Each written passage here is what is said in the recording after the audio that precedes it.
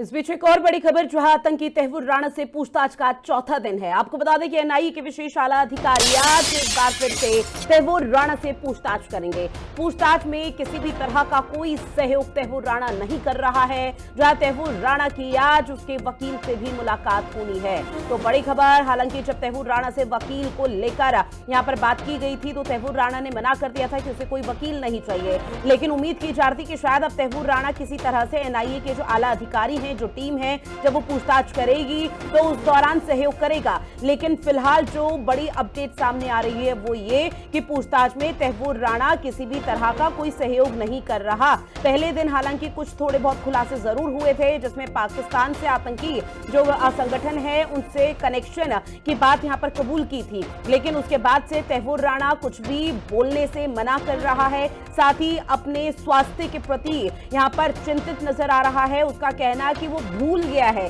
उसे दिमागी तौर पर कोई बीमारी है, जिसकी वजह से अब ये कहा जा रहा है कि तैमूर राणा का अब साइंटिफिक तरीके से यहां पर जो सिलसिला है तहकीकात का वो आगे एनआईए की टीम जारी रखेगी। और तमाम ऐसे पहलू, क्योंकि अभी तक बहुत नरमी के साथ पूछताछ तैमूर राणा से की जा रही थी, लेकिन अब एनआईए के जो आला अधिकारी हैं वो अब सख्ती बरतेंगे। अगर तैमूर राणा एक दो दिन और यहां पर सही तरीके से सहयोग नहीं करता तो फिर सख्ती बरती जाएगी।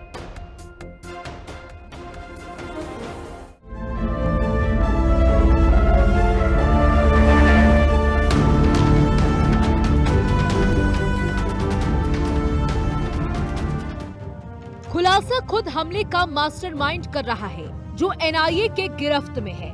तैमूर राणा एक ट्रेंड पाकिस्तानी आतंकी है, जिसने बिजनेस की आड़ में आतंकी फैक्ट्री खड़ी की, पाकिस्तानी आतंकी के लिए काम किया और बाद में आतंकियों को ट्रेनर बनाया। मुंबई हमले का ये सरगना अब 16 साल बाद भारतीय एजेंसियों के हाथ आया है।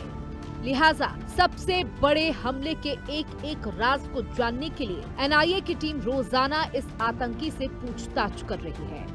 2 दिन के पूछताछ के बाद पाकिस्तान को टेंशन, राज खोलेगा भारत में स्लीपर सेल, डेविड हेडली से संपर्क, पाकिस्तान में हैंडलर, भारत में कारोबारी पार्टनर को लेकर आए एनआईए सवाल कर रही है। इसके अलावा राणा बोलेगा, राज खोलेगा, भारत में हेडली का मददगार, पैसे की लेन देन। एनआईए ने हमले के हर राज जानने के लिए साजिशकर्ता से हर एंगल से सवाल की पूरी लिस्ट तैयार की है। सूत्रों की माने तो जल्द राणा का सामना एक महत्वपूर्ण गवाह से होगा। गवाह का नाम बी रखा गया। बी ने 2006 में हेडली के भारत दौरे को काम देखा था। बी ने हेडली के ठहरने के अलावा जरूरी इंतजाम किए थे। बी राणा का बेहद करीबी था। कई अहम जानकारी है।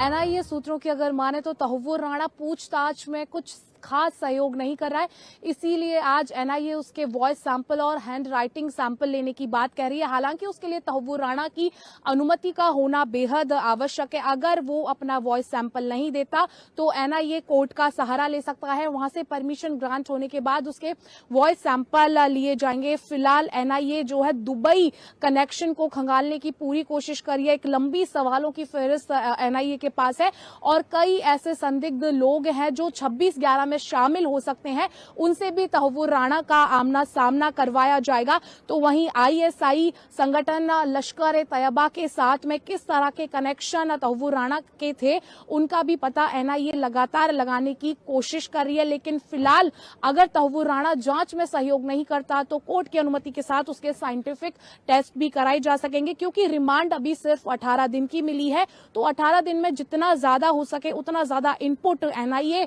तैमूर राणा से लेने की कोशिश करेगी, बशर्ते यह है कि तैमूर राणा जांच में पूरा सहयोग करे।